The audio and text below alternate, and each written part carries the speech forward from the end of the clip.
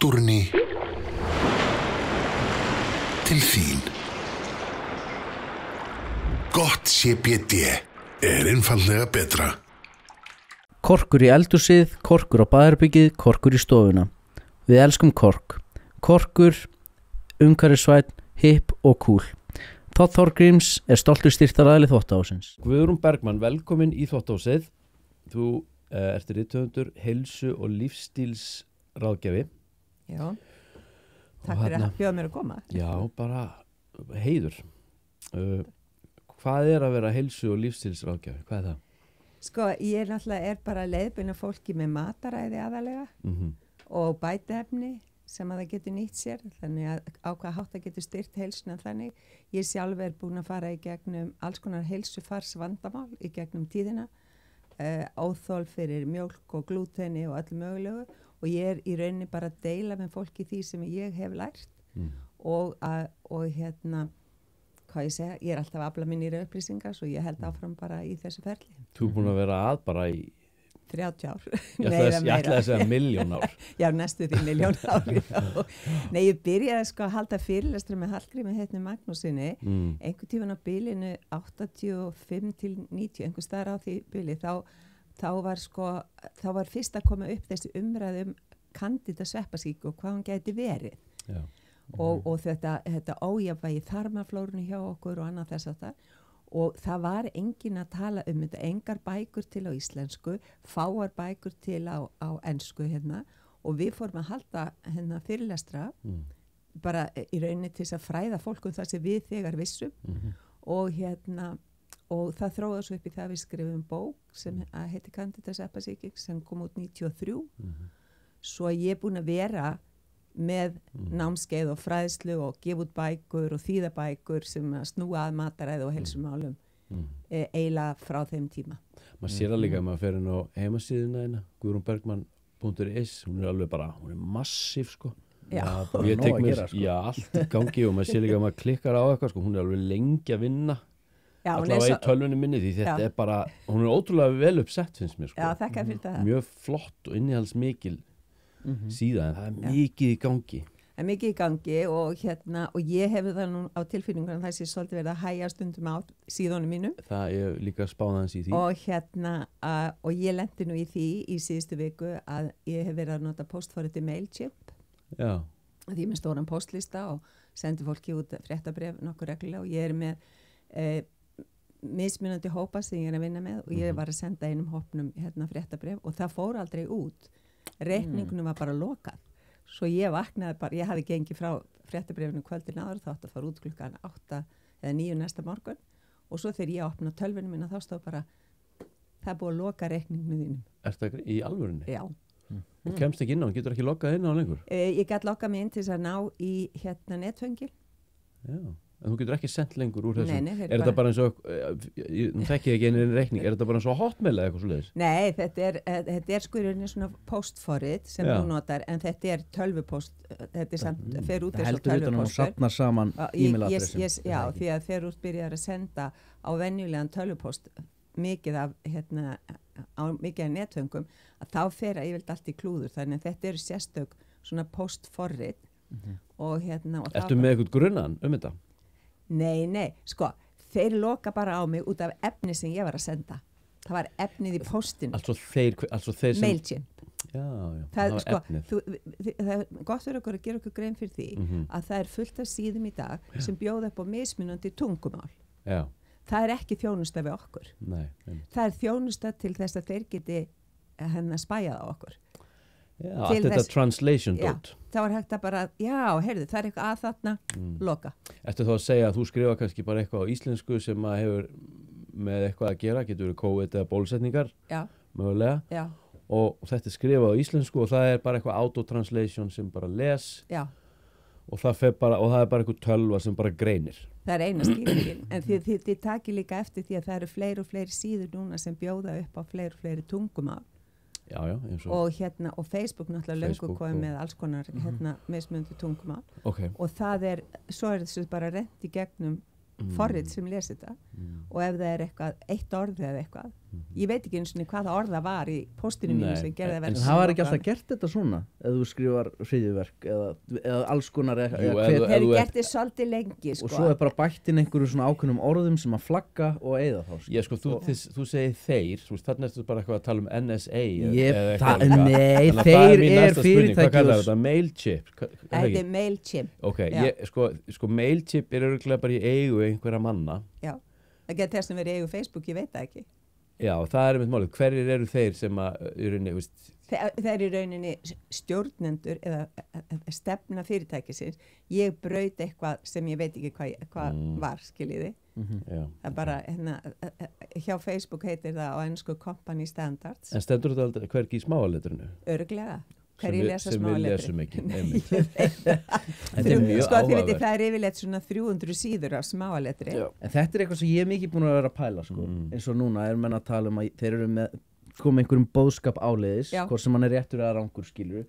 Og þeir þarna hafa alltaf verið með ákveðin orð eða umræðu flaggað, hveta til ofbeldis og alls konar rasismi og annað. Ef þú ert að gera eitthvað þar, þá ertu lokaður eða refsað. Og nú virðist vera sem að einhver orð tengt bólusetningu með antibólusetningu annars er komið í sama flokk. Og það sko, og hver ásetningunum þar á bakvið? Er það út af þessum öflum, skilur, er það að því að þetta að menn telja að lýðheilsulega séð að þetta sé slæmt, skilur. Skilur hvað að fara? Já, ég segi bara það bara það er svo erfitt fyrir mig að því ég er svolítið svona ég er svona í miðjunni með allt saman, sko, að því maður er alltaf orðræðin kemur og þeir blasti þessu út og þetta hljómar hræðilega, maður er alltaf að reyna samt að vera svona að hlaupa ekki strax í að koma með einhverja svona conclusion, skilur, ákverju. Þetta kannski bara eðlilegt, skilur, eða ekki? Þú meina ályktanir. Já, ályktanir. Ég held að náttúrulega til þess að sko við heyrum eitthvað og ef við erum efins í að það geti verið rétt, þá þurfum við náttúrulega að leita annara upplýsinga til þess að sjá er allt sem staðfestir þetta eða er eitthvað annað sem að staðfestir það ekki og síðan hljótu við bara að velja hvað okkur finnst vegna þess að það er allir með eitthvað samfæringakerfi og við höfum verið ansi prógrumur inn á samfæringakerfi sem að bara allir eiga að vera með innan gæsalappa og það gerir það sko, nei þetta stóð ekki í mokkanum eins og var það svoleiðis, nei þetta var ekki á RÚV getur ekki verið rétt, skiljiði og samt vitum við að allir stóru fjölmiðlar heims sækja fréttir sínar í sömu fréttaveituna. Það er í rauninni bara 2 fréttaveitur. Já, 1 eða 2 fréttaveitur sem allir sækja upplýsingar sínar í. Það er mjög auðvelt að stýra umræðinni í gegnum svona einfaldan kanal. Og þess vegna bara eðlilegt ef að fólk vill leita upplýsinga að leita annar staðar. Það er mínum að þið skilur. Það þarf maður að kunna að skanna í gegn og sjá hvað er rétt og hvað er rangt. Já, sko. Það er náttúrulega ekki, fólk sem fer ekki með flæðinu er náttúrulega ekki gefið rosalega góðu plattform. Það er erfitt að koma sína framfæri og upplýsingar, sko. Já. En mér finnst við vera, sko, ég hef svona yfirleitt reynt að tilenga mér svona ákveðið afstöðu leysi. Já, það er líka afstæða. Það er auðvitað að vissu afstæða, en þá einhvern veginn stend ég í mínu og reyni eftir fremsta megna að vera hreinn og beinn án þess kannski að taka þátt í einhverju orðræðu eða þannig, en mér finnst í dag ég ekki geta það, sko. Mér finnst ég ekki geta tilenga mér þetta afstöðleysi sem ég hef gert hingað til. Nei. Hvað ætli það þýði? Sko, eins og ég skil þetta og það er náttúrulega bara eins og ég skil það þá varði umbylting í heiminum á jörðinni 21. desember í fyrra. Okay. Það var stór serimónía sem var haldin við Uluru sem er Ayers Rock, stóri steinninn í miðjunni í Ástralíu. Já. Og þetta er helgustaður fyrir frumbyggjana sem þar búa og þeir héldu sérstaka serimóníu og henni var ætlað að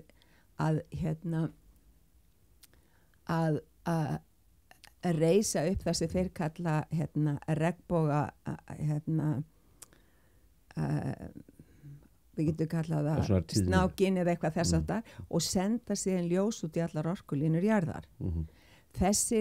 sko frumbyggjarnir telja sig hafa komið frá Pleiades eða sjöstirninu. Þetta hópur af fólk sem er búin að vera hérna á jörðun í 40-50.000 ár. Já, 50.000 segir þeir. Og og þeir hafa alltaf varðveitt alls konar svona spádóma og þetta var einn af þessum spádómum að þeir ættu að ræsa orkuna sem væri í steininum og senda út allar orkulínur jarðar. Jáframt sögðu þeir að að við þetta myndi fólk skiptast í tvennt á jörðinni. Okay. Í 2 hópa og hvað er að gerast? Það er að gerast það. Við getum sagt skoðanlega séð afstöðulega séð og afstöðulega séð og ef við hugsum okkur það sé bara þess 2 leiðar sem við munum að ræða þá þurfum við kannski að velja hvora leiðinu við ætlum að fara þannig að ég segi við getum ekki tekið afstöðu. Það er mitt ég get ekki tekið afstöðu ég bara, eins og þú má ekki verið með henni, ákveður þarf nú erum við tilneitt til að taka afstöðu með á móti jafnvel. Það finnst mér ekki góð spil sko. Nei, en þetta er bara svona eins og þegar við erum að velja bara í kostningu eða eitthvað þess áttar þegar fólk segir, ég kaus nú ekki neitt Við svo má deilum hvort að það sé rétt system líka sko. Já, ég er alveg saman að það ég bara taka það sem dæmi að við erum sko, ok, ætla ég að fara í þessum skóm eða hinum skóm þegar ég fer út því við erum alltaf að velja svo að en valið snýr náttúrulega framtíð okkar og hvernig hún verður svo þetta er rosa stórt val núna, kannski stærri heldur við hefum nokkuð tíma staðið frammi fyrir á mögulega nefnilega sko við ætlum að fara í þetta sko við ætlum að byrja á því að fara í við erum að greina þetta fyrst. Byrjum aðeins að fara í grunninn svo verður ekki ringur reið þú ert búin að vera mjög áberandi núna síðustu 30 ár í heilsu- og lífstílsbransanum búin að vera í öllum mögulegu en núna ertu búin að vera mjög áberandi í, ég myndi segja málefnalegri umræðu COVID og bólusetningar og hvað veldur því að þú farir inn í þessa baráttu svona í stuttu máli og leggur ferilina við sko mannorðið sko. Sko það er innri réttlætiskennd og innri samfæring út frá innsæi og ég er eins og ég meni það búið að segja af hverju getur ekki bara hætti svo og gert svona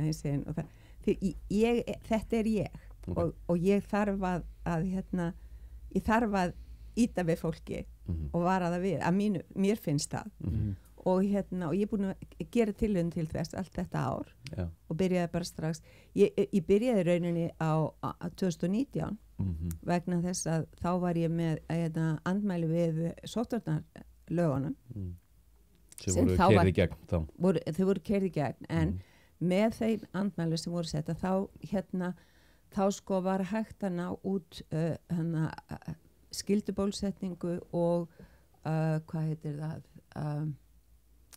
svona allsherjar lokun útgöngubanni en var þess ekkert mótmælt?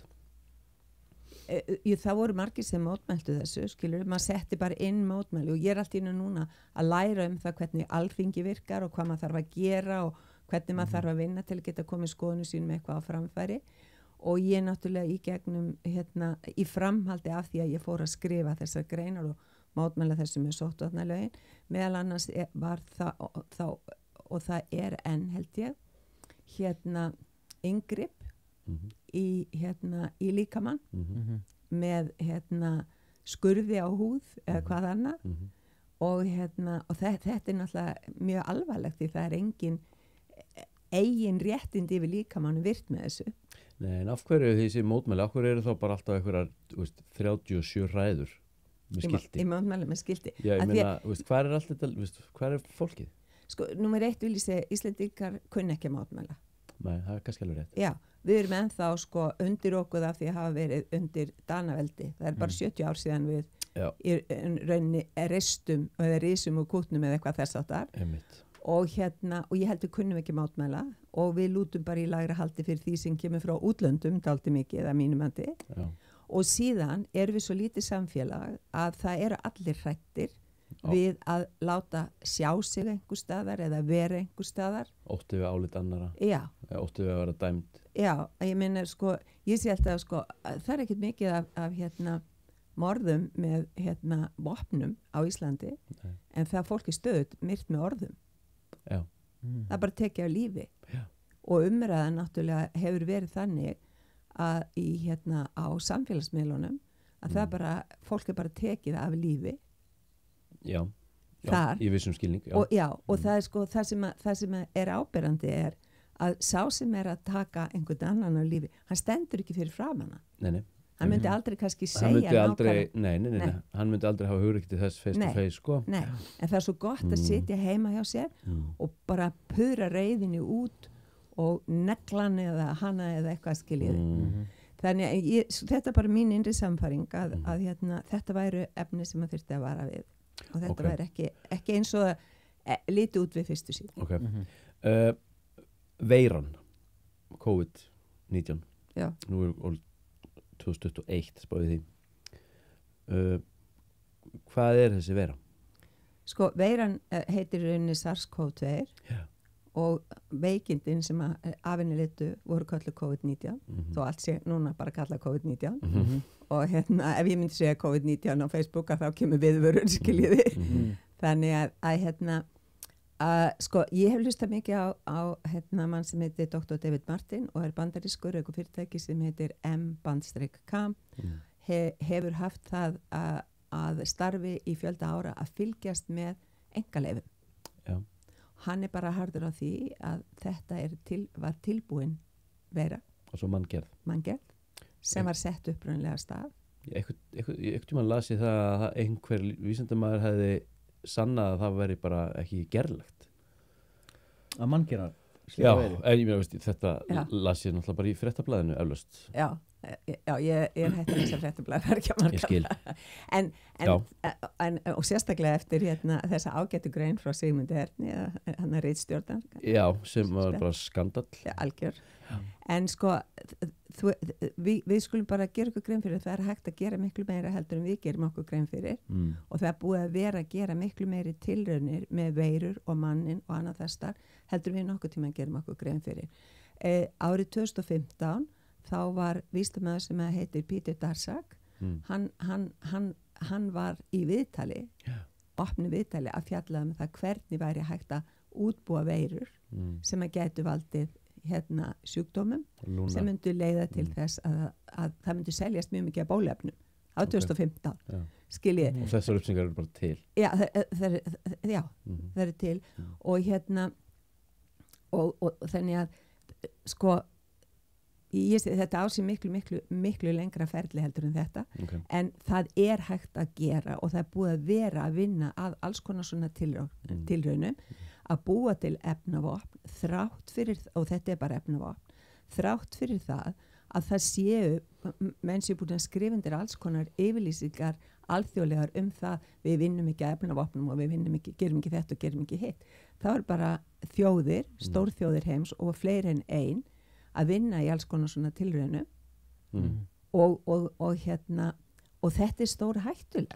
En þú vilt semst ekki meina að það ásist að bara, það er bara einhver ein skítur leðurblaka í einhverju hotni, í einhverjum kýmuskum ógeðis kjötmarkaði og þar bara einhvern veginn ásist að bara einhverjum mikli kvellur. Ljóstilífun. Já. Ljóstilífun. Nei, Þú trúir því ekki? Ég er ekki þeirra skoðuna, nei. Okay. Ég er ekki þeirra skoðuna. En það hefur náttúrulega ekki verið lagt neitt sönnunar. Það er engin konkrétt sönnun á leðurblöku versus manngera vírus. Þetta er allt bara getgátt í raun og veru. Og svo bara hver er meira samfærandi eða hvernig sko. Það sem að mér finnst aðtilsvert í sambandi við David Martin er að það sem hann gerir er að hann veitir fyrirtæki hans veitir fólki lán út á hugmyndir og annað þessar sem eru sóttum einkaleyfi fyrir. Svo hann þarf að fylgjast með hverju einasta einkaleyfi sem sett er fram og hann getur rakið einkaleyfin í tengslu við svona breytingar á veirum aftur til ársins 1999 og þess vegna þetta er maður sem vinnur í þessu umhverfi alla daga og þess vegna finnst mér að hann persónulega mjög trúverðugur og hann í rauninni segir sko, þetta er engin vírus, þetta er efnavopn vegna þess að þetta var sérstaklega smíðað með það sem þeim kalla gain of function, það er að segja að það virki ver á, þetta er ekki venjuleg kvefveira, því kórónuveira er kvefveira, það er samheiti. Það er hérna, hann kom til mín einn ungum og sagði, hei, hann bara hægt að fletta hérna upp í alfræði orðabók lækna, sko, koronavírus, það er bara kvef. En þetta átti að virka meir og ver á lungun okkar. Já, öndunarfærin. Og þannig að þetta er sko, við getum endalaust sittið hér og rifist hvað er rétt og hvað er rangt í sambandi við þetta. En það er líka athyglisvert sko, að hérna, veiran kemur upp í Wuhan, svo kemur hún upp á Ítalíu og svo kemur hún upp á Seattle í Bandaríkjunum. Halló, hvernig flög hún á milli? Hver dreifðinni? Skilji, yfirleitt er það faraldsfræðilegt eftir landi sem smitast yfir í næsta land. Já, það myndi hljóma svona mun eðlilega. Já. En bara svona svo við förum aðeins við þetta, þá erum við að tala í rauninni, hann vil meina að okkur ákveðnum tímapunkti þá hafi verið sótt einkaleyfi á hverju? Það er hérna patentaðar lausnir eða ákveðin sequence sem að búið er að gera við veirur. Já, og sem er hérna, sem í rauninni matsa því sem við erum að sjá í dag. Já. En hefur veiran í dag, nú svo hefur líka eitthvað heyrt sko að hún hafi aldrei verið einangrur. Hvað þýðir þetta? Nei. Hvað þýðir að veira sé einangrur? Það er í rauninni að þú því núna sjáum við myndir henni, hún lítur svona út mjög falleg. Þetta er alltaf tölvugerða myndir. Já, en hvernig vitum hún lítur svona út ef við höfum aldrei séð hana? Þetta er bara þennan tölvu hugmyndir. En hvað þýðir? Sko, nákvæmlega eins og að hérna, PCR-prófin voru sett upp með tölvuprógrammi. Já. Þið veitir, þetta er bara tölvuforrituna dæmi. Ok. Og myndirnar eru rosa flottar og rauðar og bláar og grænar og allavega litar. Þetta er bara tölvumyndir. Okay. En það veit engin nákvæmlega en hvað þýðir að einangra veiru? Þýðir það að fangana undir smá sjá? Já, það á að vera fangað undir smá sjá og hún sé í rauninni séð? Já. Ertu þá að meina, þá verið að halda þig fram að við höfum ekki séð veiruna? Nei, það er sko, í fyrra þá skrifaði hérna aðili sem er í hóp sem ég hef tengst til landlæknis og spurði hérna baðum að fá upplýsingar og svarið frá aðstofamanni landlæknis var að þeir hefðu engar upplýsingar einangrun veirunar sem þýðir að hún hefur aldrei verið tekið. Ég er náttúrulega ekki líffræðingur og ég veit ekki nákvæmlega hvað gert þegar það er einangra en hún hefur allavega ekki farið í gegnum neitt smásjárferli. Men af hverju? Hver? Ég veit ekki hver skýringin er. Ég held að... En hvernig geta þær þá mælt í þessum PCR-prófum? Hvernig vita þær að veiran sé í mér? Þeir eru ekki að mæla rétt. Þeir eru að... Sko, PCR-prófunum fyrir það fyrsta, þau voru bara hönnuð til þess að vinna með DNA eða erfðaefni. Og fjölfalda það upp í 25 snúninga, þetta er svona eitthvað mæleining á því. Hér er öllum PCR-prófum snúið upp í 40 og leið þau komið yfir 30 geta búið til hvaða niðurstöður sem er. Minn skilningur er að með PCR-prófum sé verið að safna DNA úr okkur, ekki í hvaða tilgangi? Sko framtíðar heimurinn nú erum við aðeins að koma kannski fram yfir handrituði framtíðar heimurinn hann byggir upp á því að endurræsingin mikla eða New World Order vill að búa til foreldralaust samfélag og bara framleiða börn eins og hérna í bara kossum, þið vitið. Bara klón? Hitta kossum. Framleiða, DNA-ið er, sko, þetta er fingrafariði, þetta er hver þú ert. Og á því síðustu 2 árum hafa líftæknifyrirtæki og lyfjafyrirtæki safnað óheyrilegu magni af gögnum frá fólki allan heim í gegnum þessi próf. Og það er verið að safna DNA-inu úr okkur. Þá, hér á Íslandi þá í gegnum Decode og Já. og ég sko og þetta ágæta fyrirtæki Íslensk erðagreining heitir Íslensk erðagreining hér að manna meðal það er Decode, það er í eigu Amgen. Amgen er eitt af fyrirtækjum Bill Gates. Þetta er tengt inn í við veitum ekki hvað langa keðju. Já, vituðu það ekki í raun? Nýja, sko það er hægt að maður getur sett það saman og í gegnum BlackRock og Vanguard fjárfestingafyrirtækin þá er þessi fyrirtæki öll tengt. Já, en við endum þar í rauninni. Við endum þar, já, af því að það sem að BlackRock og Vanguard gera, þeir tryggja sig með því að eiga svona mikið í þessu og svona mikið í þessu til þess að vera örgir að eiga nóg allstaðar eftir hver verður yfir. Það er svo BlackRock og Vanguard, þetta er sérst eitthvað svona non-profit og eignar sjóðir. Þetta er skýrt sem fjárfestingarsjóður en BlackRock er hann er svo svartur steinn að þú veist ekki hver á. Nei, það er mitt, það er eignarhaldir hulið. Já, okay. Svo við veitum ekki. En þetta er svona eitt af stýrablónum í heiminum í dag. Herru, við ætlum að fara inn í þetta. En þá, veiran, hún er hana óeinangruð eða óséð að því virðist. Sko, hún hefur aldrei samkvæmt tölvupósti sem kom frá aðstoðarmanni landlæknis þá hefur hún aldrei verið einangruð og landlæknisembætti hefur einhverja upplýsingar einangrun. Hver býr yfir þessum tölvupósti? Hvað er þetta einhver? Já, afrið á honum heima hjá mér í tölvunni. Já, ok. Ég byrta hann í einhverju grein sem ég skrifaði. Það er rosalegt. Já. Það er svolítið rosalegt. Það er alveg rétt hjá þér.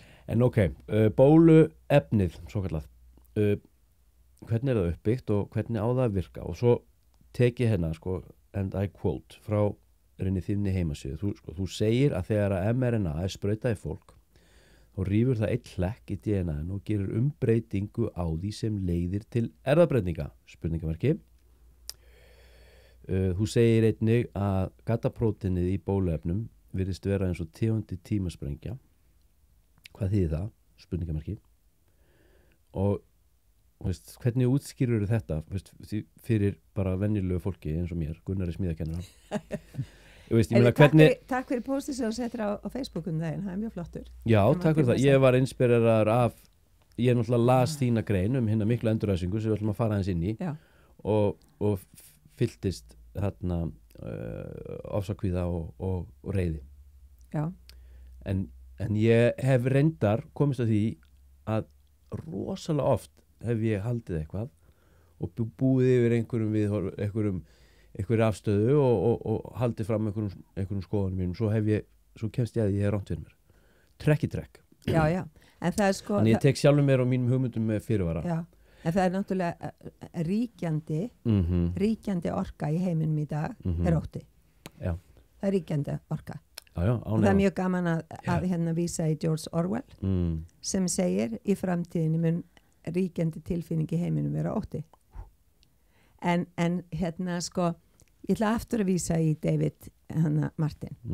Vegna þess að David Martin segir númer 1 er veiran efnavopn, númer 2 eru það sem er í sprautunum sem eru tilraunefni næsta stig í vopninu. Okay. Og ég hlusta mikið á mann sem heitir Dr. Charlie Ward og er búin að vera með YouTube-rás í gangi síðan í mars í fyrra og hann er með svona það sem hann kallar Insiders Club sem ég hef keypt mér aðganga til þess að fylgjast með upplýsingu sem hann er að gefa og hann segir þetta er tilraun og í tilrauninni þarf alltaf að vera 30% sem hann kallar placebo. Það er að segja saltvatn. Og hann segir hann Charlie að glösin eru með tölunni 1, 2 eða 3, það er aftasta talan.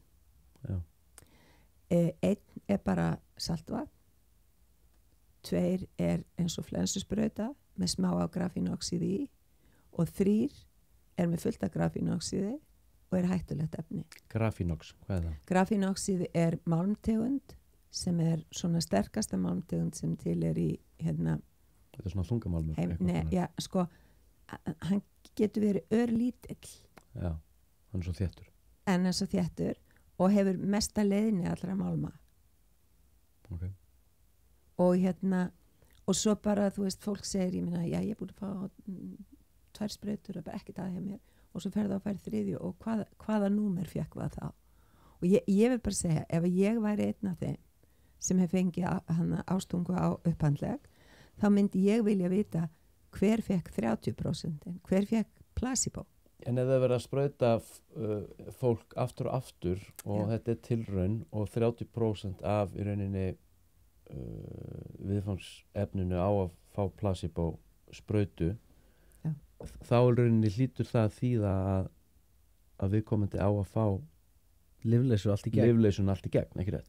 Það er ekki endilega, það þarf ekki endilega. Sko, ég veit ekki nákvæmlega hvernig þetta plan er og ég bara segja þetta eftir þessum uppsýngu frá þessum aðila. Já. Það er hins vegar, ef að þú ert með lyfjatilraun í gangi, sem þetta vissulega er og það stendur í samningunum, Já. en líka stendur í samningunum ekki láta fólk vita að þetta sé lyfjatilraun. Nei, en er það löglegt? fyrir Nei, þig? að sjálfsög ekki. En hvað er búið að vera löglegt við þetta? Ekkert. En Skrifa ég undir eitthvað þegar ég fer og þykk bólefni? þú ættir að gera það. Það ætti að vera kynnt fyrir þér ef það væri farið eftir lögum Já. að þetta væri vísindatilraun. Eitthvað smáttletur? Nei, þú ættir að fá Já. að vita að þetta væri vísindatilraun. Þú væri að taka þátt í tilraun og þú ættir hvort þú væri tilbúin til að gefa samþykkið þitt. Mm Og þess vegna ættir að gera það með undirskrift og ef að þú ekki vildir að Já. þá er það bara á það bara verið góðu lagi, skilur. -hmm. Þannig hljóða samningar við skulum segja til dæmis Núrenberg-kóðin, þannig samningar vístat, hvað er það kallað, það er eitthvað að vísitatilraunir á fólk, ég man ekki nákvæmlega hvað samningurinn eða lögin heita, Nei. lögum vísindaransóknir á fólki Já. og síðan er það Sérst alþjóðalög. alþjóðalög og samþykkt hér. Já. Það er sérstök lög vísindaransóknir hér Mm og það er náttúrulega líka athyglisvert að gera sig grein fyrir því að vísindasíðanefnd fékk enga umsókn rannsókn. Nei. Svo bara gengi beint framhjá henni. Svo það er svo mörg lög sem búið er að brjóta í þessu ferli og bara í rauninni, sko, það sem verið er að vinna með er bara það að þú sest í stól og réttir fram handlegginn, það er samþykki. Þögnið samþykki. Nei, þú leifir einhverjum að Já. gera þetta við þig Einmitt. og það er samþykki. Sko, það sem mér finnst kannski mikilvægast að koma fram er það að fólk segir mjög gjarna, ég trúi þess ekki. Nei. Ég trú ekki því að einhver geti verið svona vondur að vera að gera þetta við okkur. Hver er ávinningurinn? Ég segi bara, við skulum bara byrja að trúa þessu strax. Hvað er þið Vegna að þess að það er gera í gangi. hvað við okkur? Sko, fækka fólki á jörðinni.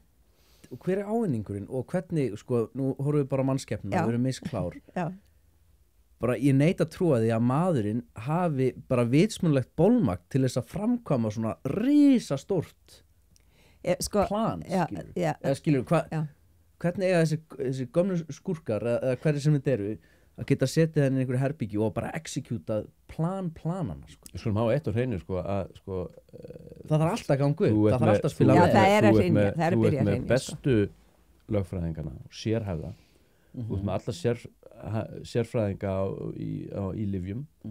Þú ert með bara hagfræðinga og endurskoðendur og heimspekinga Já, og þú er með fjölmiðlana og allt, þú ég ert með skil fjöl- það, þú ert- þú ert skilurðu, með- þú ert en- með- þú ert með- þú ert með lobbyista og þú ert með það besta af öllu sem hægt er að kaupa. Þannig að þetta er ekki einhver gamall kall með yfirvarska eitthvað pípu, sko. Ég skil það, ég veit líka þó hvort sem að þetta er svona og ég ætla ekki að segja, ég trúi ekki eitthvað þannig, ég veit líka að það er þetta Fabrikir og Harmon er allt eftir bara svona leika þetta áfram eins og hefur verið gert hvort sem að það er annarlegur hvati eða ekki, skilur. Það hefur samt. Já, en við skulum gera okkur grein fyrir einu.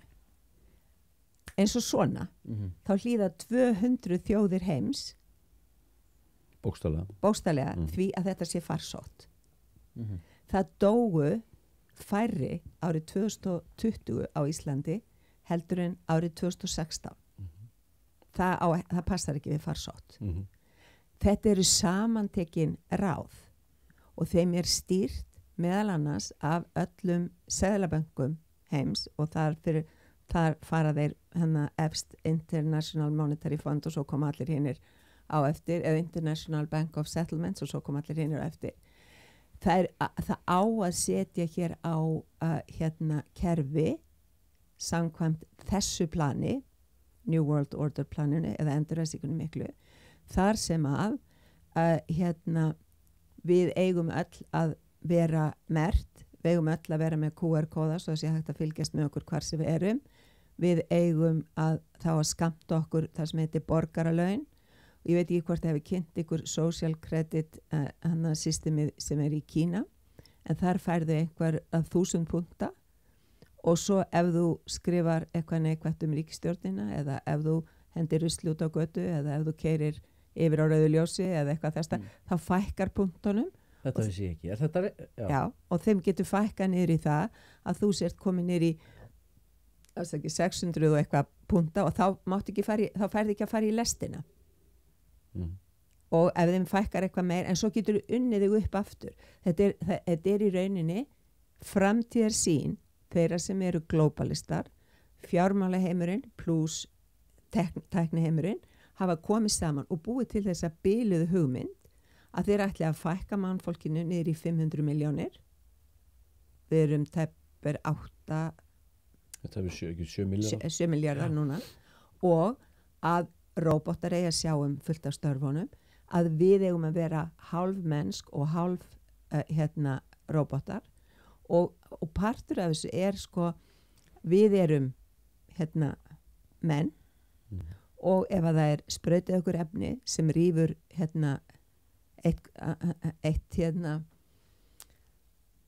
heitir ekki krómosóm eða þú veist já, í erðaefnin okkar þá búið að breyta okkur. Já, þú talar þetta sem hlekk. Já, eitt hlekk, já.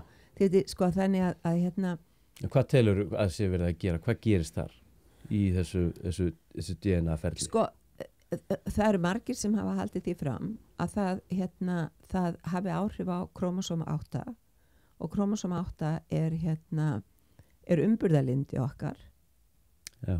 Og svona á ensku segir það empathy, það að segja svona samkennd gagvart fólki og við getum hort á til dæmis sko, og svo náttúrulega líka hitt og við erum að gera okkur grein fyrir því að her og lögreglu sem eru með hjálma sem eru með headsetum í sem þeir eru að heyra það hægt að stýra þeim, það hægt að fjárstýra þeim og skipa þeim í það sem í rauntíma og skipa þeim hvað þeir eru að gera og við horfum á her og lögreglu við heim ráðast á sitt eigið fólk með því líka grimm sem náttúrulega alveg klárlega vist merki skerta samkennd að sjálfsögðu, bara hún ekki til og þú veist, þetta er bara þetta mjög einkennilega, en ég meina hefur þetta ekki alltaf verið til staðar? Þetta hefur alltaf verið eins og með þetta það hefur skert samkennd gagvart bara eins og nasismin og allt þetta skilur en sko, en svo hitt að kannski búið að dáleiða fólk það búið að dáleiða fólk inn í að trúa þú bara aftur, var það ekki í George Orwell myndinni sko, hvað sér þið marga fingur? Þeir voru 5 og þú sagði 5, nei, þeir eru 4 skiljið, það er búið að dáleiða okkur En hver tilgangurinn, hver ávinningurinn á því, og þú getur nú líka kannski haft skoðun á því Davíð, að fækka okkur úr 7 milljörðum niður í 500 milljónir? Sko, ég ger mér ekki grein fyrir því og ég ger mér ekki grein fyrir hver setur svona bilað plan af stað. Það og hvaðan hugmyndar upplýsingar kom. Það af því að það er sérsagt væntalega uppi hugmyndunum það jörðin þól ekki svona mikið af fólki. Ég held að það sé örugglega rétt. En þá ekki bara ásetningurinn góður og hreinn? En sko smá bömmar fyrir mjög marga en er þetta ekki bara ég myndi, sko ef það er smá bömmar fyrir 6,5 miljard þá er þetta alltaf mikil bömmar já en eru við þessi 6,5 miljardur ekki bara að lifa líka í algjör og ósamræmi við sko náttúrulögmál jú við erum alltaf löngu búin að tapa tengslu við náttúruna og ég get verið hérna bara með einhver fín orð og hérna einhvern veginn klætt mig allan andlegan og fengi mér hampte og svo bara ég eitthvað með síman og bílinn og allt í gangi sko, Sko, þú veist. ég er ekki að segja að við getum ekki nota síma, við getum ekki nota bíli Nei, en þú skilur hvað ég við. en sko ef ég vísa í orð hans Rainer Fulmich, hann er þýskulögmaður og hann er búinn að vera í meira en ár að rannsaka og finna leiðir til að geta sótt mál á hendur þeim sem að setja fram þessum drösten í Þýskalandi sem að setja fram sko bara PCR-próf sem var búið til í hérna tölvu og hérna hann er að vinna með 10.000 heilbrigðisstarfsmönnum og 1.000 lögmönnum og hann hefur komist að raunum að dómstólarnir í Þýskalandi séu svo spiltir að það sé ekki hægt að hérna reka málið fyrir dómstólinn þar, að Evrópudómstólinn sé svo spiltur að það sé ekki hægt að reka mál þar og hann hefur ásamt fleirum sett upp Nuremberg réttarhöld nr. 2 af því að dómskerfið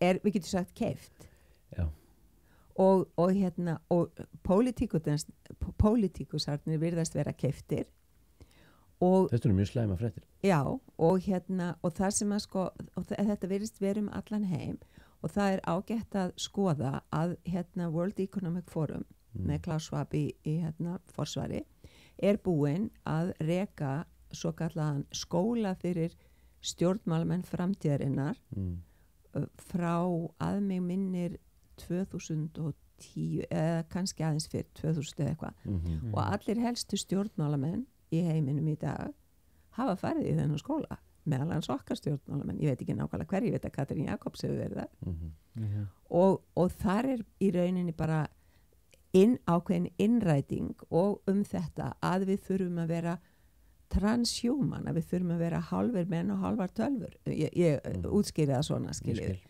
og það sem að umræðan þetta hefur verið svo opáslega lítil hér og mjög lítil í fjölmiðlum ríkisstjórnin er búin að samþykkja alveg plan fyrir endurræsinguna miklu, það var gert ég held að það hafi verið hérna kynnt 2018 Ok, þá í hvaða formi? Hvað það er bara til svona bara skjal minnu hvað þurfa að gera sig grein fyrir störfum fækki og hérna það verður fleiri meira sjálfbær hvað heitir það? Sjálfvirkari hluti eins og við erum bara þegar farin að sjá robot og ýmislegt þess áttar og svo er hitt sem að hérna, við skulum líka muna að Rainer segir bara öll ríki Evrópu og þess að getur verið öll ríki heims eru gjaldþrota búin að eyða upp öllum peningum lífeyrissjóðum fólks og þess vegna er í fyrstu umferð þá helst að taka út alla þá sem eru 50 plus að því þá ertu ekki að segja í elli lífeyris Nei og þetta liðir ekki framlega neitt bara kostar bara peninga Já og hérna þú veist ég var að lesa núna hérna post frá vinkonum minni á Facebook að hérna Ammin er mjög fullorðin, lærbrotnaði, opið beinbrot. Hún var send heim að því hún var svo gömul. Það átti ekki að gera við hana. Opið beinbrot, þið vitið. Og þetta er sönsa hérna á Íslandi. Já. Og þannig að sko, hér áður fyrir að þá, þið vitið, eldra fólki passaði upp á börnin og við miðaldurum passaði upp á eldra fólki. Það var umhyggja, það var samkennd. Það er búið að þurrka þetta svo mikið út.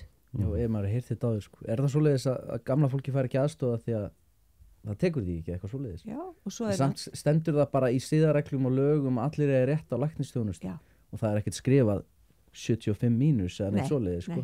Nei. Eða menn fá ekki að fara í aðgerðir til þess að auka lífsgæði og annað, sko, því það er ekki talið taka því, sko. Sko, þegar heimilislæknir minn sá að ég var orðin 67 að þá sagði hann hérna, hann var að hérna, skrifa beiðni fyrir mig og ég man ekki hvort ég var að fara í sjúkraþjálfun eða eitthvað ertu orðin ertu komin á þennan aldur? Já, þá var heilbrigðiskerfi ekkert með því hafa að gera Nei, út vesen Já. Já. Og ég alveg bara Já. Það var bara beint út, sko En ok, sko aðeins hérna, Já. aftur að bóluefnum Já. Ég vil ekki kalla bóluefni, þetta er tilraunefni. Tilraunefni? Já. Ok. Gattapróteinið. Þú heldur í fram að þetta virðist vera svo tegundi tímasprengja. Hvað í gangi með það? Sko það eru tvær konur bandarískar, Lee Merritt og kona sem heitir Sherry Tenpenny. Þær hafa verið að ræða það í langan tíma að við vitum ekki hvað þetta gattaprótín gerir inn í okkur og þetta geti haft langvarandi afleiðingar á heilsuna, þannig að þó fólk veikist ekki eða degi ekki strax, að þá geti það komið eftir 3 eða 6 mánuði eftir að þessi gattaprótín eru farin að vinna inn í líkamannum. Og hún talar að Sherry Tenpenny meðal hans út af því að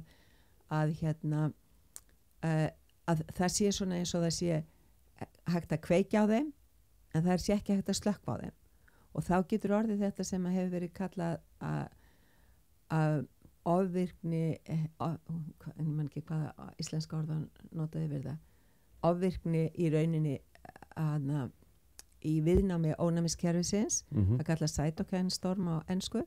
Þannig við framleiðum of mikið af efnum eða líkaminn til að verja sig, sem verður yfirframleiðsla og fer þá að virka öfugt.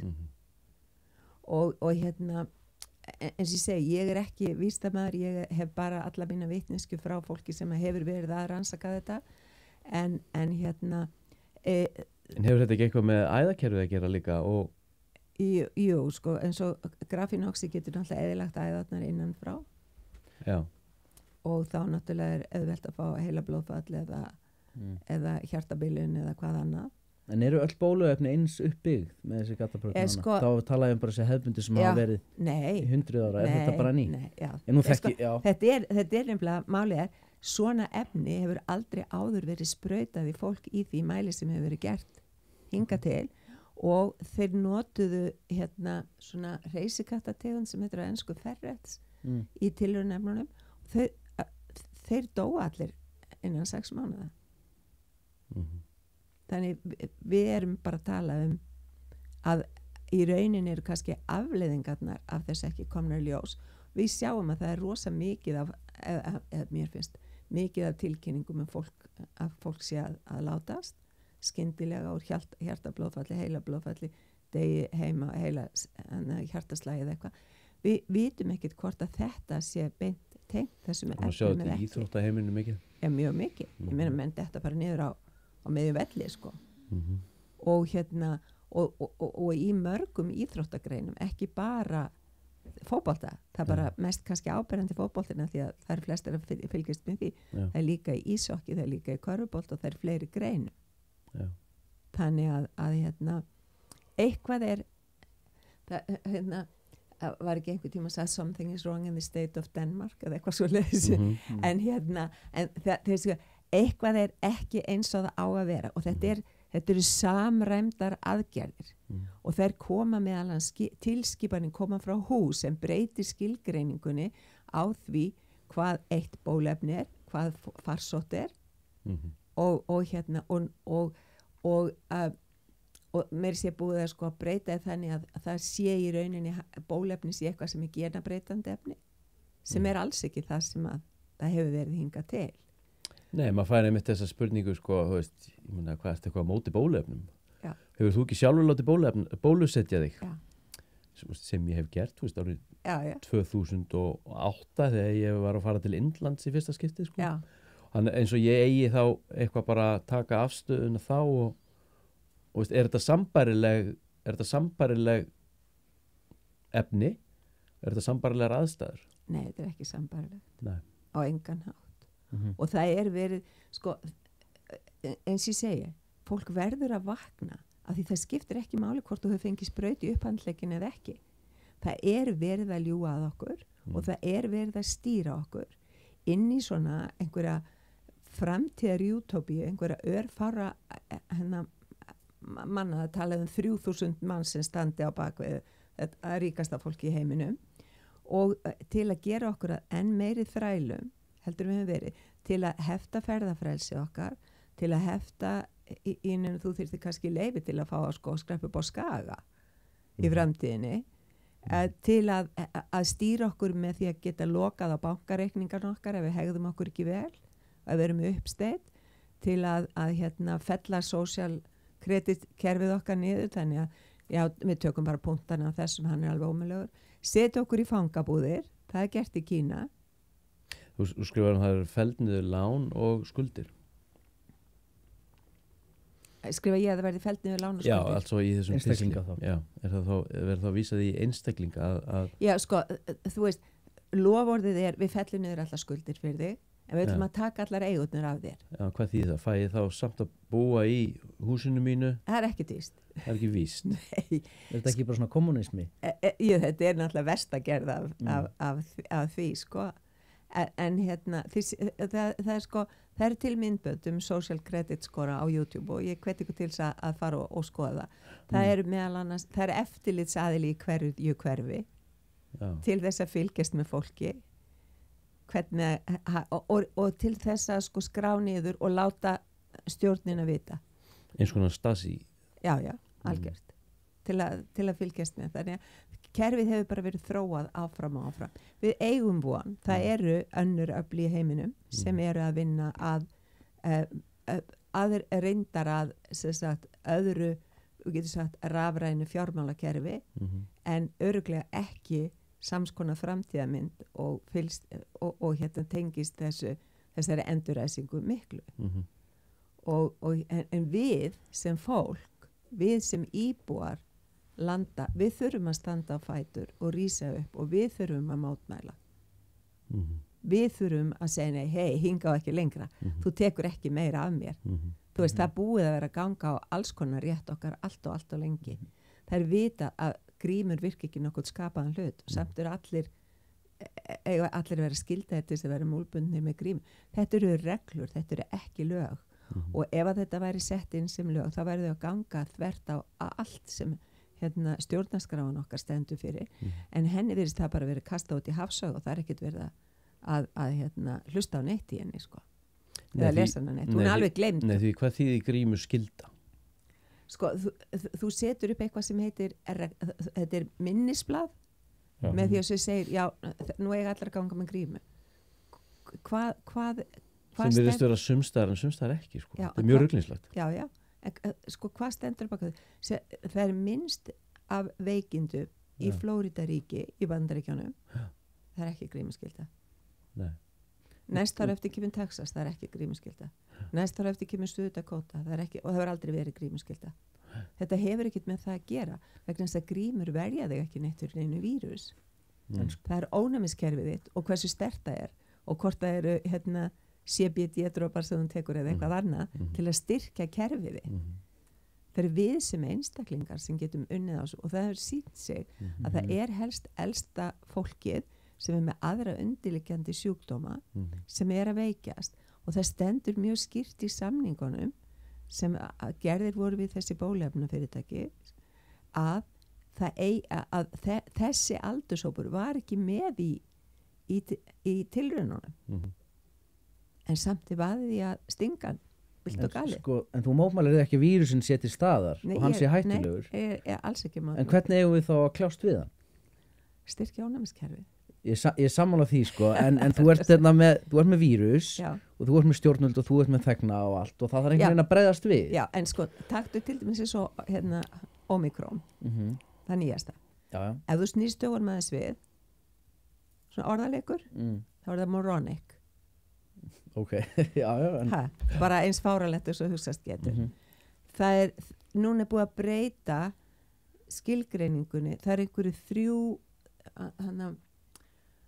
ég var að hlusta á þetta núna í morgun hjá honum Andrew Kaufmann, það er einhverju 3 einingar sem að þurfa að sína sig á PCR-prófunum til þess að þú mælist positiv en með Omikron þá er þið búin að breyta nú það þurfa bara að vera 2 þannig að það er alltaf verið að breyta þú veist, ég veit ekki að það er alltaf verið að færa marklínuna munið eftir því þegar það átt að slétta kurvun á 3 vikum hvað hefur marklína verið farið langt síðan þá? En er þetta ekki bara ringulreið og óvissa? Menn veit ekki sko að sjálfsögðu, það er einn partur af því og svo bara spíralar þetta út úr out of control eins og þau segja sko að ef við gefum okkur að sé ekki eitthvað plan skilur og það kemur vírus og það bara er stjórnmálamenn og minnisblöð og það er einhvern veginn að flytja út einhverja kurvu og þetta og hitt sko, það unnið eftir einhverjum stöðlum og einhverjum sóttvarnalögum og hvað hefur virkað til að bæla niður farsáttir, jú það er hérna samkomutakmarkanir og það er hérna quarantín eða hvað það heitir sko, og svo bara einhvern veginn og svo koma kannski einhver svona hagsmunaöfl inn í þetta sko, ekki kannski á þessum skala en það eru náttúrulega augljóslega fjárhagslegur ávinningur fyrir lyfjarisa og aðra skilur að Ég hef aldrei greitt eins mikið eins og núna. Nei, einmitt. Sko bara... Gæti það ekki bara verið tilviljun og svo einhvern veginn svona bara... þú skilur, sko. Já, það er ekki mín skoðun að þessi tilviljun. Nei, ég veit. Þetta er allt mjög skipulagt og og það er búið að tala um það sko að við séum búin að vera í Bretlandi er Boris Johnson núna farin að tala um að nú verði plan B tekið inn sko. Alltaf fjórðaðsprautan. Já, sko nú er búið að fá nú marga til þess að ganga inn í að þessar sprautu stöðvar sem eru all og fá ástungu í handlegginn og nú verður bara restin þvingu. Það hefur ekkert með veikindi að gera. Við fáum hér í Íslandi smittölur. Flestir þeir sem mælast með eitthvað smitt eru bara alheilbrigðir. Hvað þekki þið marga sem hafa verið settir í einangrun og verið heilbrigðir allan tíma? Mjög marga. Já. Ég þekki engan sem hefur orðið veikur. Jó, ég þekki nokkra sem hafa orðið mjög veikir. Já. En ekki af þeim sem hafa verið sett, sko, þegar ég hafa verið settir í einangrun, ég þekki engan sem hefur orðið veikur. En það getur að sjálfsögðu hafa orðið. Já. Þannig að sko, smitt og veikindi er tvennt ólíkt. Já. Og sérstaklega þegar það er mælt með PCR-prófum sem er snúið allt og rætt til þess að þau geta greint nánast hvað sem er í okkur þegar það búið að snúum upp í 40 snúninga. Heldur að við séum í einhverju svona forréttindar stöðu sem Íslendingar í þessari mynd? Nei, ég held að við höfum þótt mjög heppilegt rannsóknarefni. Já, þetta er mjög afmarkað. Já, og íslensk erfðagreining er þegar búin að kortleggja genamengið í bara öllum Íslendingum. Það er búið að vera í samstarfi við við samtök í Bretlandi sem heita Wellcome Sanger og það er bara verið að safna í genabanka og þar kemur fram á skýrslu hvernig þjóðum hefur gengið og það er bara 100% fyrir Ísland þannig að það er búið að safna genamengjur okkur öllum að okkur öllum að okkur ekki við vorum ekki spurð. Nei. Þannig að það er bara tekið úr okkur mengið, sett í einhverju banka og hvað? Þetta er dýrmættasti hluturinn í dag að eiga erfðaefni úr fólki. Það er umverulega tekið og við vitum ekki neitt. Og það er tekið úr okkur. Og við vitum ekki neitt. Nei. Og þegar að búið er svo að breyta erfðaefnin í okkur að þá eru við flestum. Eða í þeim sem hafa fengið við skulum segja ekki placebo eða ekki lyfleysu að þá eru við að horfa til þess að það féll dómur í Bandaríkjunum fyrir nokkrum árum síðan þar sem að einhver átti einkaleyfi á einhverju sem hafði farið inn í mannesku og hann gert kröfu til að eiga manneskuna. Já. Út af því að efnið sem hann hafði einkaleyfi á. Efnið sem hann hafði leyfi á var komið inn í manneskuna. Áhugavert. Sem að þýðir að í þessu tilveiki að allt sem er í þessum efnum tilraunefnum er einkaleyfi svarið svo það er hægt að gera kröfu til að eiga fólk sem er með þessi efni í sér. Vá, það hljómar sturla sko. Það hljómar mjög sturla. Þess að segja, ég gerir mér ekki grein fyrir hvaða bilaðu hugsuður það hafa verið sem hafa sett þetta af stað en það er ljóst að það er plan í gangi. Sko, áður en við förum sko í það sko allt svo hitt alternatífið, hvað við getum gert hér og nú ef við höfum áhuga til að standa upp og í rauninni berjast á móti þessu öllu saman á kannski, við getum skilgreint það sem heilbrigðan hátt. Já. Þá er ég með spurning úr sal. Hún er kannski svolítið klúr. En þú þarft ekki svarinni að taka það fram og spurningin kemur frá honum Ívar á Gröfinni, þú kannast hann. Ég hef heyrt hann, hann er mjög spes.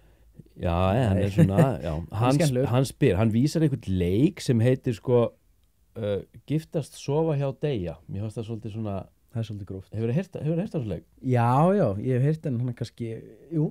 Ok, spurningin hans var, Kári Þórólfur Víðir, hverju myndur þú giftast, hverju myndur þú sofa hjá og hvern myndur þú skilja eftir á eyðeyju? Já, Já, ég held ég myndi skilja það bara allir eftir á því. já það. Ok, en þeir getur verið þar þrír saman Já, örgulega mjög glaðir hver með annan. og stofna hinn nýja heim. Já, gelna fyrirtæki. Já, ok, þannig að það er þitt loka svar. Já. Ok, geggjað. Herðu, ok, þá ætlum við að fara í hvað ert þú að gera til þess að vera heil Hvað er í ég þessu að öllu gera? saman, í þessum stormi? Og hvernig myndur þú ráðleggja okkur að vera heil í þessum stormi?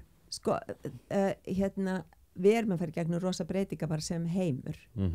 Ekki bara þetta. Heldur bara tíðnin í heiminum er að hækka mjög mikið og við erum að fara í gegn, við erum að klára rúmlega 12.000 ára tímabil og það er að verða ákveðin umskipti Okay. í orkunni á jörðinni. Tíðnin er að hækka og ég myndi segja fólk þarf að, númer 1 að halda innri ró. Já. Og fólk þarf að hugleiða til þess eða finna aðra leiði til að gera hugun öndunaræfingar eða eitthvað annað og það er náttúrulega mjög mikilvægt að við treystum því að við treystum okkur sjálfum til þess að stöðva þetta Kerfinu. Já, en við þurfum að stöðva það við þurfum að standa upp og við þurfum að verja okkur sjálf við þurfum að verja þann heim sem að ég vil segja verður betri heldur en þessi heimur sem ég er búin að vera að tala um núna og þess vegna er mjög mikilvægt að þetta ekki nýr í kvíða eða reiði eða annað þesta svo tíðin er ekki að hjálpa okkur að neitt hátt Nei. við þurfum að halda okkur í kærleikanu og við þurfum að vinna í því að taka á móti ljósinu það er mjög mikið af sólgosum núna og sólstormum þannig það er mikið af við getum sagt öflugra og ljósi á hærra tíðni sem er að koma hérna niður til jarðarinnar og við þurfum að innstilla okkur inn á það og alltaf að passa leiðum að dettu niður í einhvern smá ótta þá bara eins og maður detti bara á rassin og gólfið skiljiði. Já, hárall örkan étin upp. Já, og þá hefur maður ekki neitt styrk þannig við þurfum að halda tíðin okkar hári og vera í þessu trausti. Ég persónlega bara bið mikið og byggst fyrir og ég trúi því að við eigum okkar aðri mátt sem ég kýsa að kalla Guð og ég bara bið kvölds og mátna, ég bið fyrir mér, ég bið fyrir fjölskyldunni ég bið fyrir því að hafa styrk til að komast í gegnum þetta og svo náttúrulega tekið vilt að bæta efnum og bara góða mat og reyna svo sko, Biður fyrir fólkinniðinu líka? Já, sjálfsög og ég raun bið ég bara fyrir öllum sko eina ástæða fyrir því að ég fór að staða sko, ég elska landið mitt og ég elska fólki sem býr hérna og við erum einstök í raun vegna þess að við höfum verið svo tiltölulega einangru svo lengi og það eru mikil fjölskyldutengst þú sest einhver stað niður með einhverjum og áður veist að ertu skildur honum þekkir einhvern sem er skildur honum eða þeir sameiginlega vini skilur, þannig að þeir talaður sko að það sé svona 6 gráður á milli fólk sko þessi því svona 6 hér á Íslandi þá er bara næsti maður Þú fer í sund og þekkir 5 Já, svo þess vegna fannst mér sko ég fór alveg bara hérna beint frá hjartanu ég er bara, hei, ég ætla að vara ykkur við stoppið þetta, að þetta verður einhverju stóru máli, að þetta skemmir þjóðin okkar. Já, er mikilvægt fyrir þau sem hafa að rödd altså þá að tala upp átt, skrifa tala Við höfum hingað til Íslandi, við höfum náttúrulega áttum aldrei einu vopn á miðöldum og meðan við vorum bara þrúið niður af Danaveldi, þannig eina vopnið okkar var pennin. Já, nú tekið eftir því sko einu á samfélagsmiðlum, þannig að sprotnur upp svona hópar. Já. Veist, einn heitir held ég, við erum vakandi, það er heildamyndin. Já. Og þetta er svona stórir hópar af fólki og það sem fólk er að skrifa mikið og deila á annað en það er mjög mikið bara svona innan hópsins sem er mjög lokaður. Já. Hvernig getum við farið út fyrir hópin, farið inn í, því að það er hægt að skrifa inn í fréttamiðla.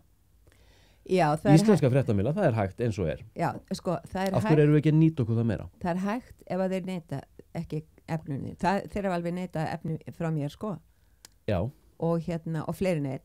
Já. þannig að það er sko, þar er En þeir gera það ekki alltaf. pólitík. Nei, það sem mér finnst áhugavert er hversu Morgunblaðið hefur verið opið fyrir því að taka við greinum frá hana fólki. Finnst það bara mjög áhugavert og átti ég ekki vona á því. Vísir hefur verið nokkuð duglegur að birta svona ýmsar greinar. Ég hef stundin hefur lokað á mig, DVF hefur lokað á mig, Fréttablaðið, þú veist, það eru ýmsir sem að birti gefni. Þannig að það eru líka hindranir þar og þess vegna náttúrulega er fólk að nota samfélagsmiðlana, en það ætti kannski frekar að skrifa opið á samfélagsmiðlum á sína síðu til þess að deila og svo bara... Það þarftu hugur ekki. Já, það þarftu hugur ekki, það er alveg rétt. Og ég var nú svo aggressív þegar ég byrjaði fyrst að ég vildi bara vita hvernig ég geti sagt þetta fólk til saka fyrir rúma ári síðan. En sko, hið sorglega er við réttarkerfið okkar sem að sjálfsögðu er ekki fungerandi eins og sem slíkt, er að þú þarft alltaf að hafa, hvaða orðið notaði yfir það? Þú þarft alltaf að hafa einhvern sem hefur orðið fyrir skaða. Já. Áður hún getur sótt mál. Þess að segja þú þurfum að býða þess. Já, þú veist eins og þessar konur sem að hafa orðið fyrir alls konar móðurlífs vandamálu, blæðingum og... Hann er máli gangi þar. Hann Arnar Þór hefur... Já, en það er ekki komið á neitt að stiga það sé á leið sko inn í...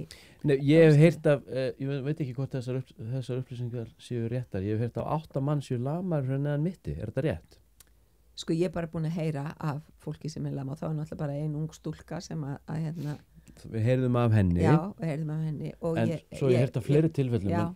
Já, ég líka. En það þarf auðvitað sanna orsakasamhengi, ég skil það vel sko, eins og bara með dómskjöri hvernig sem það nú er sko, en það verður að vera... En sko þú getur, númer 1, það er bara hægt að fletta upp gögnum frá fundi sem var haldinn hjá FDA sem er Food and Drug Administration eða matvæla og lyfjaeftirlit Bandaríkjanna í október 2020, þar sem að farið var yfir glærur sko. Það sem farið var yfir helstu einkenni eða þeir kalla það aukaverkanir en kannski eru það bara verkanir af þessum tilraunarefnum, það sem er bara listi yfir nákvæmlega það sem fólk er að verða fyrir núna plus svo skulum við bara horfa á orsök og afleiðingakeðjuna. Ef að þú hefur bara verið allt í góðu lagi með þig í mjög langan tíma og svo gerir eitthvað allt annað en vanalega í eitt skipti og það verði einhver afleiðinga því, myndir ekki tengja það beint við það? Jú, ég myndi gera fastlega ráð fyrir því. Já, en það er sko það er meir en 100 atriði yfir það sem kallast aukaverkanir eða við getum sagt verkanir af þessum efnum. Svo þetta er ekki bara þetta er ekki bara hvað ég var að segja nei, þetta getur ekki verið með þetta er líka, þið sjáu náttúrulega bara kurvu, þetta er eins og ég sá einu sinni þátt eða heimildamynd sem hafði með samfélagsmiðla og snjallsíma að gera og það var sýnd kurva sko af sko sjálfskaða hegðun eða sjálfsvígum unglinga hvernig hún sko var búin að vera jöfn og stöðug bara alltaf en fór svo bara í veldisvöxt árið 2011 þegar að samfélagsmiðlar fóru í snjallsíma sko, altså í Bandaríkjunum sko. Þá sérðu bara að það er hérna einhver orsök sem framkallar einhver afleiðingu og þetta er alltaf bara tengt ekki það að þú getur eitthvað bent á eitthvað bara, veist, eitthvað þessi eind framkalli þetta því þetta er svo ótrúlega margþætt en það er greinilega eitthvað í gangi sem framkallar breytingu í kurvu sko. Ég er sammála því. Og við erum að sjá það og ég bara persónulega ég þekki persónulega fólk sem hefur verið að glíma við mígreni, ég þekki persónulega fólk sem hefur verið að glíma við bara hafa verið búin að vera á blæðingum í 30 daga eða meira, ekki farið á blæðingar og ég geti haldið áfram. Hjartabólgur, þetta er fólk sem ég þekki persónulega og þetta ekki, og svo er þetta allt hitt fólkið sem að ég þekki sem þekki annað fólk sko, sem eru þá sögur svo kannski þinnastar eftir því sem lengra þetta eru út og plús að þess að ég sé á samfélagsmiðlum og einstökum mál í fréttamölum en ekki mikið. Nei. Þannig að það greinilega eitthvað en svo það þessi setning frá heilbrigðisyfirvöldum sem það sko, við teljum ekki, við lítum ekki svo á og mér finnst þetta bara ok, ef að þetta eru rökin að við lítum ekki svo á eða teljum ekki, hver á þá að njóta vafans? Það er greinlegt að þá helst enginn að gera það. Það meikar engan sens fyrir mér sko. Og það var náttúrulega var hérna kom einhver yfirlýsing frá landlæknisembættinu eða hvort það var Lyfjastofnun það að það hefði verið gerð rannsókn í tengslu við þessar hérna konur sem að hérna hafa verið með óreglulega blæðingar eða farið allt í einu blæðingar eða konar löngu við tíðakvörfi eða eitthvað þess að það. Og svo rannsókn, það var aldrei talað við konurnar persónlega, mestalagi í síma, þar var engin rannsókn á líkamlega rannsókn sem fór fram hjá þeim. Þið vitið, það var ekkert gert sem slíkt og það er mjög athyglisvert að erlendis og ég held að hér líka, þá hefur verið faktist bannað að kryfja þá sem hafa verið skilgreindir að hafa dáið af COVID. Og svo er þessi mismunu, dóstu af COVID eða dóstu með COVID. Dóstu af kvefinu eða varstu með kvef, skiljiði þegar þú dóst. Skiljiði, úr hver var hinn eiginlega andlássött og við erum búin að sjá allt og mikið upplýsingum það að Evrópusambandi hefur borgað spítölum ekstra fyrir þá sem eru skráðir hafa dáið af COVID. En þú kannski deyr bara krabbameini? Já. Og eins og þekkist hér á Íslandi með þessu. Já. Þetta, ég er svo sem heyrt þetta líka þessu í Austur-Evrópu og annars, skilju, en á hverju alltaf þetta sé? Þetta er bæði í Evrópu og svo hefur þetta verið borgað í Bandaríkjunum líka. Það er stórt plan í gangi. Við bara, enginn hefur viljað að trúa því. Og af hverju höfum ekki viljað að trúa því? Af því að við segjum, ég gæti aldrei gert þetta. En það er einhverju aðri sem geta gert. Planan á að þetta stóra plan væri plan til þess að afveilið okkur út af hinu planinu sem er í gangi sem þú veist ekki einu svona af. Sem er ennþá stærra plan. Já, það er stærra. Það er stærra. Það er planu eftir planu eftir planu. Þannig það er ABCD og allt það, skilji. Af hverju erum við komin allt í einu með 3. og 4. sprautu? Ég er inn í afstöðleysinu, sko. Ég bara... Ég segi gangi vel að vera það. Sko, það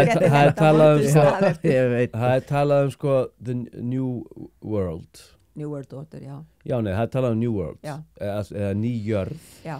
Eckhart Tolle sem skrifa bók sem New Earth, já. Og ég hef heyrt þetta New World líka, en svo ertu komið eitthvað sem heitir New World Order, sko. Það ertu komin í struktúrinu alveg bara über efnisíkjuna, sko. Sko, erum við ekki hérna að bara fara inn í endalok örvæntingar fullrar efnishyggju og einkavæðingar sem svo bara eðlisinu samkvæmt mun hrynja undan eigin þunga. Ég meina, er þetta ekki bara er þetta ekki sársauka óp bara hins deyjandi dýrs? Getum við ekki sagt það þannig? Jú. Viljum við ekki sjá það þannig? Sko, kerfin okkar er að hrynja. Það er orðin úrkynjun og allir hérna. Og við höfum, þú veist, allar þjóðir heims eru gjaldþrota því það skuldar svo mikið. Hvaðan haldið þið að það hefur verið hægt að fá $0,5 miljard til að borga fyrir bóluefni hér? Tómur kassi, það er ekki hægt að borga örorkubætur eða hækka eða ellilífeyrislaun eða eitthvað, skiljiði. Af hverju áttu við allt í einu pening fyrir þessu? Af því að við tókum lán. Hjá hverjum tókum við lán? Hjá Seðlabönkunum og hverjir eru að stýra þessu? Sameiginlegt átak Seðlabankanum. Þá breytum gjaldmiðil. Og það besta leiðin er að búa til ótta, örvæntingu, kaos, þenslu, allt og gera ykkur bara grein fyrir því hvað hefur verið að gera síðasta ár. Það hefur fækkað því að fólk hefur farið í búðir og það hefur panta á netinu og láta senda heim. Hvað stendur, það var svona 10 atriði fyrir New World Order. Árið 2030 það áttu ekkert og hamingjusamur. Þú ferð ekki lengur út í búð, þú ferð allt sendt heim með dróna. Ég fann að horfa á það gerast bara inn í hverfinu, sko. Ég kom bara dróni hérna með hambúrgara til nágranna vissum dag, ég bara, hvað er í gangi? Ég skil. Og það er búið að sýna okkur þetta allt og segja okkur þetta allt og við segjum, ég trúi þess ekki. Nei. við höldum þetta sé einhvers staðar langt lengra í burtu. Ekki vera svona svart sín. Ég er ekki svartsýn, ég trúi því að við getum snúið þessu ferli við og við getum búið til nýja jörð og nýjan heim sem allt öðruvísi heldur en þetta. Þar sem að samkennd og umburðarlyndi og kærleikur ríkir. Við þurfum hins vegar að standa upp og segja, hei, ég ætla að fara þá leið, ekki þessa leið, ég ætla að velja, ég ætla að segja nei við hinnu. Við verðum að gera það. Axla ábyrgð. Já, og það er sko, þið veitir, það er búið að hérna, stinga á handleggina stóru meirihluta þjóðarinnar. 80%. Já, og nú á að fara í börnin okkar. Til þess að það sé hægt að stýra eða mendalusti gegnum farsíman eða hvað annað. Já, hvað vitum við? Það er hluti af planinu. Herðu, ertu með eitthvað loka orð, Guðrún, árum við förum í sponsorun okkar? Ég ætla bara að segja takk fyrir að bjóða mér og gaman að spjalla við ykkur og ég vil bara senda kærleik og ljós út til allra sem er að hlusta og treysta því að fólk efli þær tilfinningar og með þeim komast þið áfram réttarleið. Amen. Ég veit. Herðu, við ætlum að leysa það út með smá gjöf hérna, en áður en við gerum það, þá ætlum ég að fara í okkar styrktaraðala. Við erum með sponsora líka sem að treysta okkur, greinilega spáði því, þið treysta okkur fyrir þessu. Ég veit ekki eftir þetta sé búið það. Þá er það bara svo. En sko báðir okkar sponsorar eru þetta er sko gjöful framleiðsla. Þetta er gjöfull iðnaður, þetta er korkur og hampur. Já. Sko, ef að við viljum skoða inntökuskilyrðin inn í hinn nýja heim, altså þann heim sem við vorum að lýsa, þá hljóta þau að hafa með umhverfisvæna framleiðslu eða iðnað að gera. Í hinnum nýja heimi er ekkert rými fyrir ósjálfbæran iðnað, mengandi iðnað. Við viljum raunverulegt hringrásakerfi, raunverulega breytingar, ekkert orð, gjálfur og kjaftaði. Korkurinn frá Þ. Þorgríms er til dæmis dæmi vistvæna og kolefnis neikvæða framleiðslu. Og spáði þessu, því meira sem selst af kork, því gjöfulli er framleiðslan fyrir umhverfið. Og það er þannig í alvörinni, ég er búin að kynna mér það. Svo krakkar, drífið ykkur niður í Ármúla 29 og hífið í hann Daniel. Hann situr hann í horninu, til hægri þegar komið inn. Hann fræðir ykkur korkin, hann brennur fyrir korkin, hann veit allt korkin. Korkurinn, já, hann er allavega Daniel. Hann er Daniel, já. Korkurinn er málið, hipp og cool, klassískar en Mozart. Ég meina að sjá þetta. Þetta er ógeðslega flott. Þetta er geggjað. Þetta getur haft upp á vegg með góðri samvisku. Þannig að já, það er Þ. Þorgríms. Við elskum kork. Samur upp á teningnum með CBD, því meira sem framleitt er á CBD, því umhverfisvænari er framleiðslan. Hampurinn bindur 5 sinnum meira kolefnum en hefðbundin tré. Á nokkrum mánuðum nær plantan þó eftir yrki upp undir 4 metra í hæð. Meira svo á Íslandi, þá fóru sumar plöntur sem voru ræktaðar utandira á mörgum stöðum upp í 3 metra. Ég sá þetta í alvörinni, þetta er satt. Sjálfbærnisfaktorinn sem CBD hefur á taugakerfi er einnig gríðarlegur. Ég hef á þeim 3 árum sem ég hef dælt í mig CBD í öllu mögulegu formi. Ég hef búin að taka það í olju, ég hef drukkið það í te, ég hef tróðið upp í raskættu á mér en daginn sem stíl. Hvernig var það? Það var geggjað. Ég hef aldrei átt svona slaka helgi, sko. Það voru 50 milligram, það var mjög næs. Já, svo hefur við reykta líka. Við að lefa þær að sjá þetta. Kíkt á þetta. Þetta er THC, þetta er karmafrýtt weed. Þetta reykiru. Þetta er stútfullt af CBD. Já, einmitt. Já, og ég hef bara breyst til hins betra. Þetta er bara hampur. Nei. Ég er betri maður á öllum sviðum. Fullur af hugaró og hugrekki og mikilli samkennd. Og ég heyri fullt af sögum af fólk hefur samband við mig með kvíða, svefntruflanir, taugaverki, óeirð, húðvandamál, gikt, flog, krampa, ég veit ekki hvað. Og sko, þau hringi í mig, skrifa mér og ég lígði ekki þeim batnar eftir að þau fara að dæla í sig CBD. Ég myndi aldrei segja þetta nema að vera satt, sko. Ég ráðlegg þessu fólki eða ykkur hlustendum að fara inn á gottcbd.is eða rúlla upp í búð í Urriðaholtsstræti og kaupa þar gæða CBD, gott CBD. Þeirra vörur eru frá heildrænni framleiðslu og þetta er eitthvað sem ég get sett nafn mitt við. Ég hef búin að prófa alla mögulega tegundir. Pharmahemp, sérstaklega, einstaklega góð, mæli með því og já, einmitt, það er bara allt stútfullt af oljum hann er frá. Bara ekki? Já, og þetta er komið líka í Hagkaup og Krónuna og Apotek og annað. En ef þið vestlið í gottcbd.is eða upp í búð þá er afsláttakóði sem gefur 15% afslátt sem að er með litlum stöðum þvottahúsið. Og þar með þetta búið. Og Guðrún, við ætlum að leysa þið út með CBD handóburði. Æðislegt. Allra meina bót. Ég þarf greinlega að fá mér þessu olju. Hún Já, þú ert ekki slögg. Jú, ég er það nú almennt, sko. Já, einmitt. Þú veist, ég er bara búin að þjálfa mig í mörg ári í því. Þannig að Einmitt. ég er það. En hérna, ég vona að ég missi ekki sponsor. Það skiptir ekki máli, sko, því að við erum hreinir og beinir. Ef við missum sponsorna þá finnum við bara eitthvað aðra. Já, en ég er að segja, þú veist, þetta er hérna, þegar fólk segir, ég vil bara verða gert út af því að ég bara missi vinnu og ég segja, halló, mistu það bara vinnuna. Farðu að fá þér aðra vinnu. Einmitt. Við verðum að velja. Hugrekki. Já, mér finnst við þurfa að velta hverjum steini, sko. Ég veit ekki hvernig er með að velja. En þú skilur, sko. Þú ert bómaður. Ha? Þú ert bómaður? Já, ég er bómaður. Já. Það er hérna, sko, það verður ítt í þig á næstunni. Já, það getur vel verið. Og það er búið að vera... Sko, bómaðurinn, hann vill réttlæti og hann vill... Mikið, einmitt.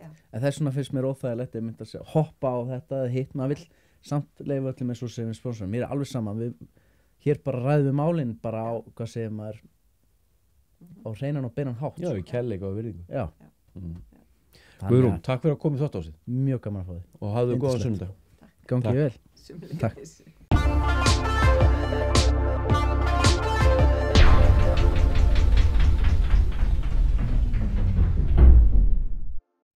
Frá náttúrunni til þín. Gott CBD er einfaldlega betra. Korkur í eldhúsið, korkur á baðherbergið, korkur í stofuna. Við elskum Kork.